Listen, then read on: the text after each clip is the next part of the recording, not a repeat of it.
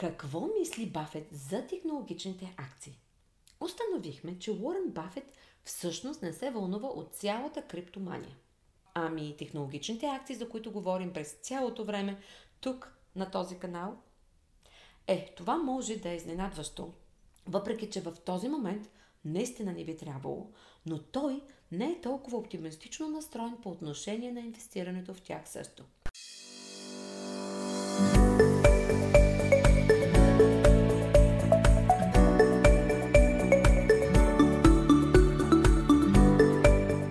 Здравейте на всички и добре дошли отново в моя канал Успех с Антоанета. Преди да започнем, имам обичайната си молба. Ако харесвате съдържанието ми, моля не забравяйте да му подадете палец нагоре, да го споделите с приятелите си и може би да оставите коментар по-долу. Много ви благодаря. И така, сега нека да продължим с това, за което всички сте дошли тук, сега в момента.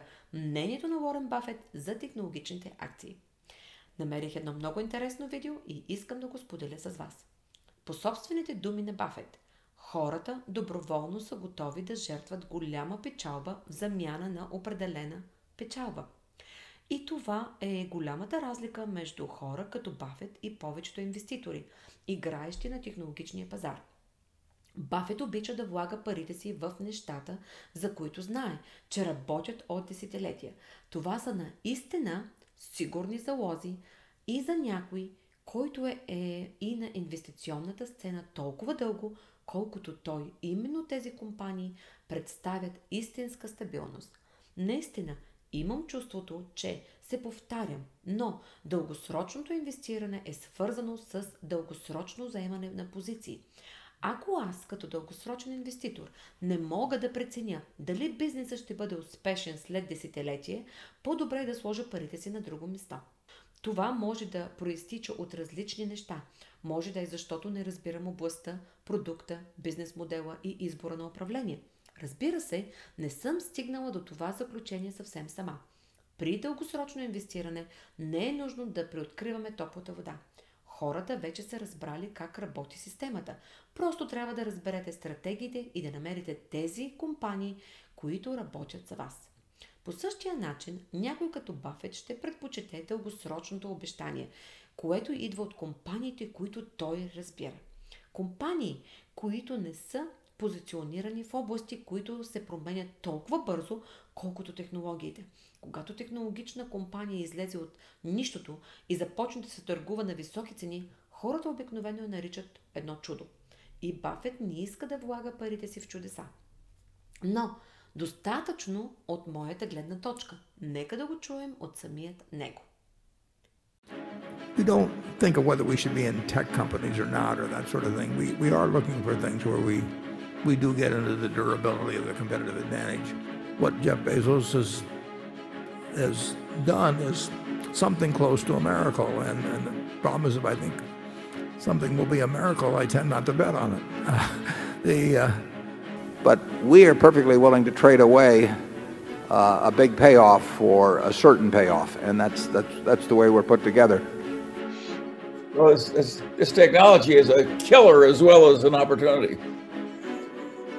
And my first experience, it damn near killed me. We've never lost that much money on any one investment, but it's the things that I knew enough to do that I didn't do. We have missed profits of as much as, maybe $10 billion in things. I've not felt the confidence that I was the best one to judge that in many cases. I made the wrong decision on Google and Amazon. Yeah, we have a wonderful system. If one of us is stupid in some area, so is the other. I've been to Google headquarters. They look to me like it looks like a kindergarten. There is no penalty in investing if you don't swing a ball that's in the strike zone, as long as you swing at something at some point, and eventually that you find the pitches you like. And I'm wondering about your interest in not just Apple, but all of the tech stocks like Amazon and Google. because you've avoided them, you stated in the past, because they're complicated, you should stick with something you understand. On the other hand, Amazon and Google have what you call a very durable competitive advantage. They really hardly have any competitor. And that's true in China, too, of Alibaba and Tencent. So it seems like it's a conflict, and I'm wondering if you're going to be turning the corner and going into these tech companies that seem to have no serious competition. Well, we certainly look at them, and we don't think of whether we should be in tech companies or not, or that sort of thing. We are looking for things where we do get into the durability of the competitive advantage, and whether we think that our opinion might be better than other people's opinion in assessing the probability of the durability, so to speak. But the truth is that I've watched Amazon from the start, and I think what Jeff Bezos has done is something close to a miracle. And the problem is, if I think something will be a miracle, I tend not to bet on it.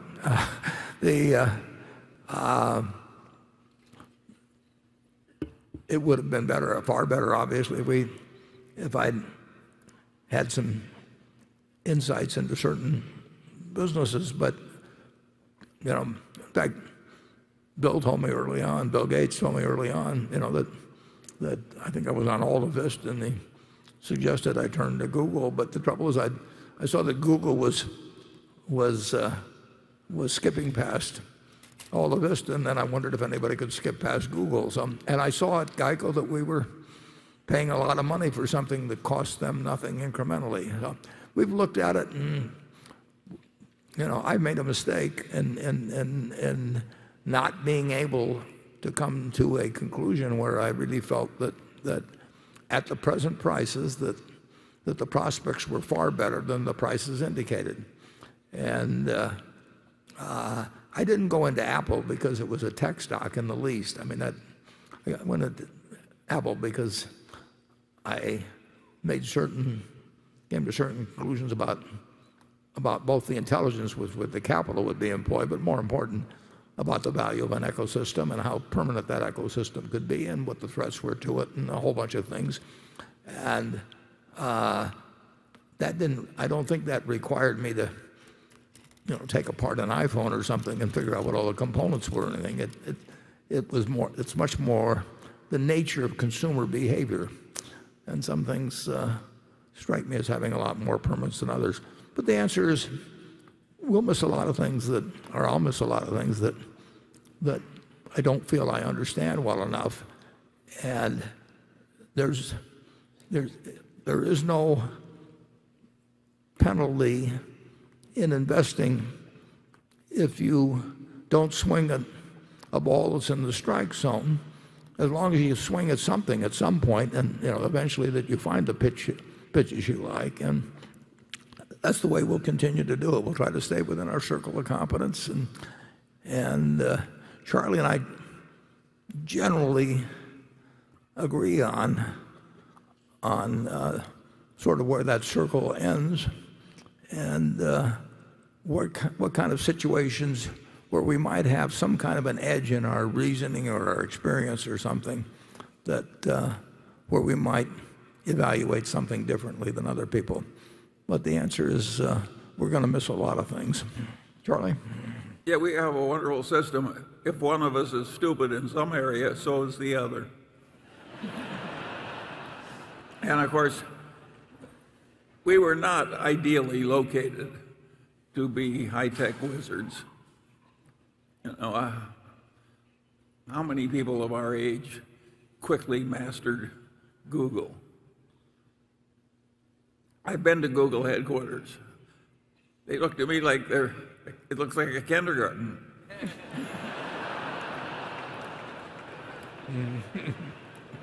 A very rich kindergarten. Yes. No, it's extraordinarily impressive what they've done. And like I say, at Geico, we were paying them a lot of money at the time they went public, and all three of them, the main characters, Eric and Larry and Sergey, they actually came and saw me, but they were more than talking about going public and the mechanics of it and various things along that line. But it wasn't like what they were doing was a mystery to me. The mystery was how much competition would come along and how effective they would be, and whether it would be a game where 4 or 5 people were slugging it out without making as much money as they could if one company dominated. Those are tough decisions to make. You can have industries where there's only 2 people in it and they still aren't very, very good because they beat each other's brains out. And that's one of the questions in the airline business. It's a better business now than it used to be, but it used to be suicide. So, and you know that the competitive factors are extraordinary in airlines. And how much better business is it with 4 people operating at 85% capacity than it was with 7 or 8 operating in the mid-70s and with more planes around? Those are tough decisions, but I made the wrong decision on Google and Amazon. I really consider that a miracle that you could be doing Amazon Web Services and changing retail at the same time without enormous amounts of capital, and do it with the speed and effectiveness of what Amazon has done. I underestimated. I had a very, very, very high opinion of Jeff's ability when I first met him, and I underestimated him. Charlie? Well, my comment would be that the shareholders have one thing to be thankful for. Some of the age-related stupidity at headquarters has been ameliorated by Ted and Todd joining us. We are looking at the world with the aid of some younger eyes now, and they've had a contribution significant beyond their own investments. And so you're very lucky to have them, you shareholders, because there's a lot of ignorance in the older generation that needs removal.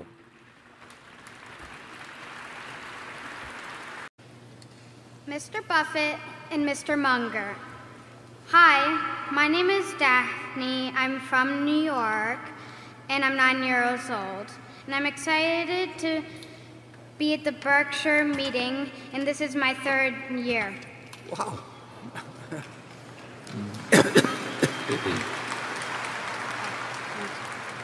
You should be rich by now. You have often said that investors are well served by identifying business with a wide moat, where the castle behind the moat is run by a king or queen who can be trusted to make good decisions. In the past, you have applied this advice by investing in businesses with world-class strong brands such as Coke, American Express, and Seas, as well as media companies that has helped these brands protect and widen their moats, such as Cap Cities, ABC, and the Washington Post. In the past, you have also generally avoided investing in technology companies, pointing out how quickly technology changes and how hard it is to build a circle of competence in it. Today, we seem to be in a world where some of the most dominant companies in the world are technology companies, and we have built powerful platforms such as Amazon, Google, Facebook, and Microsoft in America, and Alibaba and Tencent in China. These companies all have wide moats, strong brands, and are led by brilliant and entrepreneurs. That's good. My question to you is this. If Berkshire is to honor its tradition of investing in wide moats and strong brands, and especially in companies that are also capital efficient, Do you think that Berkshire needs to expand its investing lens to include more of these leading technology platforms? In other words, do you believe that you need to adapt your model of wide moats and strong brands to embrace, not avoid, technology?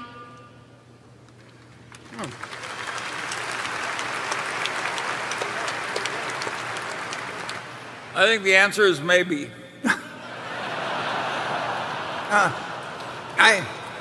I think the answer is to put her on the board, and it'll bring down the average age enormously. We won't get criticized as much. You're exactly right in that we do like moats, and we used to be able to identify them in a newspaper that was the only newspaper in town, or in TV stations where we felt the dominant positions, and we felt the product was underpriced in terms of advertising. We saw it in brands sometimes, and it is true that in the tech world, if you can build a moat, it can be incredibly valuable. I've not felt the confidence that I was the best one to judge that in many cases. It wasn't hard to figure out who was winning at any given time or what their business was about, but there were a huge number of people that knew more about the game than I did, and we don't want to try and win at a game we don't understand. We may hire people, such as Ted and Todd, that are better at understanding certain areas of investing than I am, or maybe even Charlie is. But the principles haven't changed. You're right that some of the old ones have lost their moat, and you're right that there are going to be companies in the future that have them that will be enormously valuable, and we hope we can identify one every now and then, but we'll still stay within where we think we know what we're doing, and obviously we'll make mistakes even within that area. But we won't go into something because somebody else tells us it's a good thing to do. I mean, we are not going to subcontract your money to somebody else's judgment. You can take your money and follow somebody else's judgment, but we're not in the business of thinking that if we hire 10 people with specialties in this area or that it will lead to superior investment results. And we do worry that we could blow a lot of money that way. So we'll do our best to enlarge the circle of competence of the people at Berkshire so that we don't miss so many. But we'll miss a lot in the future. We missed a lot in the past. The main thing to do is to find things where our batting average is going to be high. And if we miss the biggest ones, that really doesn't bother us as long as the things we do with money work out okay. Charlie? Well, I think we've still got an awful lot of companies with big moats, and a lot of them are and some of our industrial brands were just incredibly strong in the niches we're in. So the Berkshire shareholders don't need to worry about we're just one big morass of unprofitability or anything like that. But we have not covered ourselves with glory in the new fields. We won't end up all in buggy whips, though, or anything of it. But it's a very good question, and it's what we focus on all of the time. And we're trying to improve. And we hope we see you back here for your fourth next year. Question on technology and company's biggest holding now. Given that Apple is now our largest holding, tell us more about your thinking. What do you think about the regulatory challenges the company faces, for example? Spotify has filed a complaint against Apple in Europe on antitrust grounds. Elizabeth Warren has proposed ending Apple's control over the App Store, which would impact the company's strategy to increase its services businesses. Are these criticisms fair? Yeah. Well, again, I will tell you that all of the points you've made, I'm aware of, and I like our Apple holdings very much. I mean, it is our largest holdings. And actually, what hurts in the case of Apple is that the stock has gone up. And we'd much rather have the stock. And I'm not proposing anything be done about it, but we'd much rather have the stock at a lower price so we could buy more stock. And importantly, if Apple, I think they authorized another $75 billion the other day, but let's say they're going to spend $100 billion in buying in their stock in the next 3 years. It's very simple. If they buy it at 200, they're going to get 500 million shares. They've got 4,600 million out now, and so they'll end up with 4.1 billion under that circumstance. If they're buying it at 150, they buy in 667 million shares, and instead of owning what we would own the first case, the divisor would be less than 4 billion, and we'd own a greater percentage of it.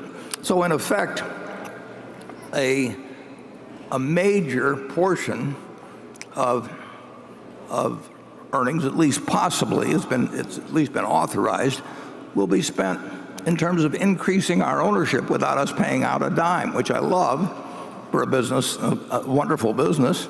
And the recent development, when the stock has moved up substantially, actually hurts Berkshire over time. We'll still do, in my opinion, we'll do fine, but we're not going to get into, we're not going to dissect our expectations about Apple, for people who may be buying it against us tomorrow or something. We don't give away investment advice on that for nothing. But we have all the things you've mentioned. Obviously, we know about. We know we've got a whole bunch of other variables that we crank into it, and we like the fact that it's our largest holding. Charlie?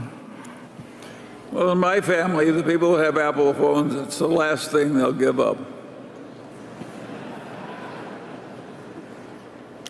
Not a bad item to have. I know you like to buy into success stories, but you don't like to buy high tech. And it seems to me, say, in the case of Microsoft, that 10 years from now, they'll be doing software development, just like 10 years from now, Coke will be selling sugared water. And what I'm wondering is, why you feel that way when it seems certain companies, high-tech companies, are predictable. And it also seems that in the early 90s you mentioned you were going to buy a pharmaceutical company, which also seems like high-tech to me. So that's my question. Yeah, well, I think we said that with the pharmaceutical companies we wouldn't have known how to pick out which one. We would have thought the industry as a group would do well. From those levels of 1993. You cannot buy high-tech companies at anything like at levels that are commensurate with the levels that the pharmaceutical companies were selling at in 93. I would, and getting to the first part of your question, I think it's much easier to predict the relative strength that Coke will enjoy in the soft drink world than the amount of strength that Microsoft will possess in the software world. That's not to knock Microsoft at all. If I had to bet on anybody, I'd certainly bet on Microsoft, bet heavily if I had to bet, but I don't have to bet. And I don't see that world as clearly as I see the soft drink world. Now, somebody that has a lot of familiarity with software may very well see it that way, and they're entitled to, if it's true they have superior knowledge and they act on it, they're entitled to make money from that superior knowledge. There's nothing wrong with that. I know I don't have that kind of knowledge, and I simply think, and I do think that if you have a general knowledge of business over decades, that you would regard the industry they're in as less predictable than the soft drink industry. Now, it may also be that even though it's less predictable, that there's a whole lot more money to be made, so that if you're right, that the payoff is much larger. But we are perfectly willing to trade away a big payoff for a certain payoff, and that's the way we're put together. It does not knock the ability of other people to make those decisions.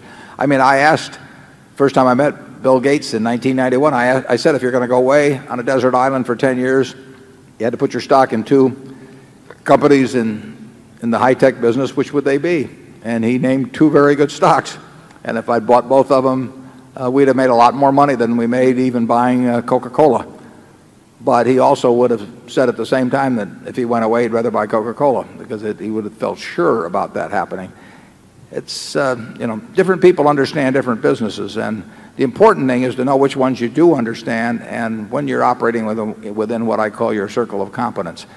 And the software business is not within my circle of competence, and I don't think it's within Charlie's. Charlie? Well, I certainly agree with that.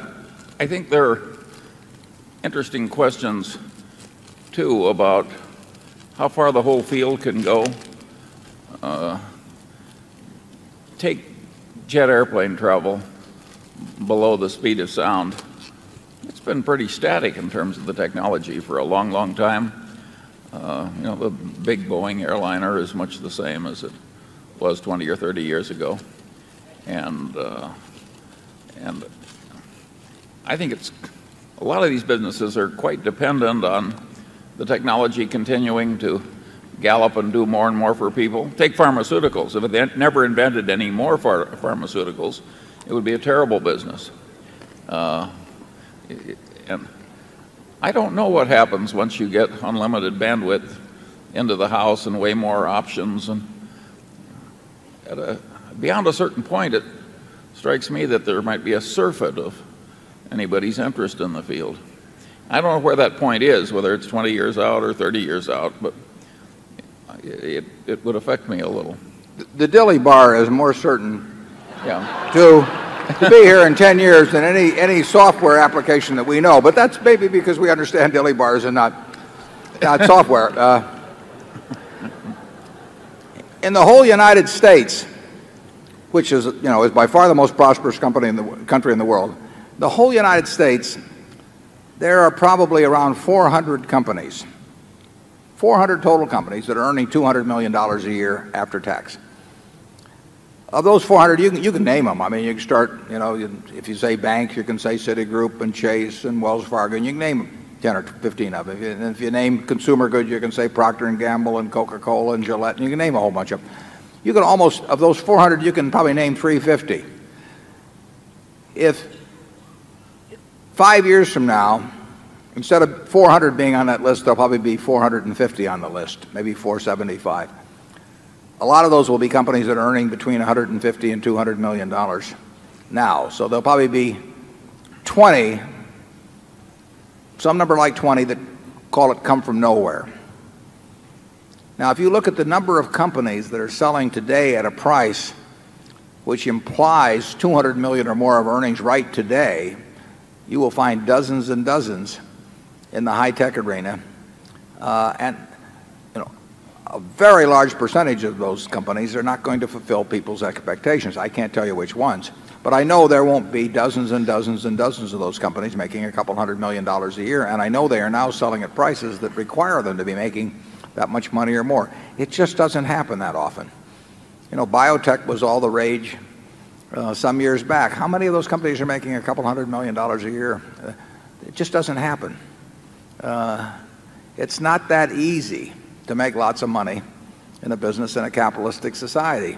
There are people that are looking at what you're doing every day and trying to figure out a way to do it better and to underprice you or bring out a better product or whatever it may be. And a few companies make it. But here in the United States, after all of these decades and decades and decades of wonderful economic development, we've got about 400 companies that have hit the level that would be required of a company that would have a market cap of $3 billion. And some companies are getting $3 billion of market cap the day they come out, virtually. So you want to think about the math of all this. I did not make my fortune, by and large, on the cutting edge of technology. My first investment was my pitiful savings of a venturesome sort. I invested in a company right in Pasadena, and it was called William Miller Instruments. And I damn near lost all my money. It was hell on earth. We just barely squeaked out with a substantial outcome.